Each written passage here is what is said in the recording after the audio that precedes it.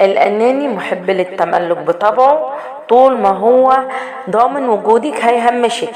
الأناني محب لنفسه، شايف بينه وبين نفسه انه كان كتير عليكي قوي. الأناني مش بيحب يديلك أي حاجة إلا وياخد قصادها حاجة. الأناني ما بيسألش عليكي من نفسه، لأنه ما بيسألش إلا لو عايزك انتي تسألي.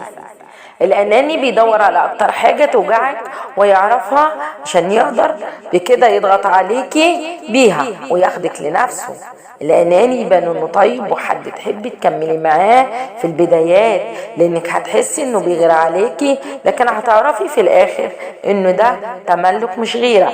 الأناني بيقضي عليكي عشان تبقي في الاخر نسخة منه، نسخة ليه لوحده، غير قابلة انك تكوني نسخة خاصة لنفسك.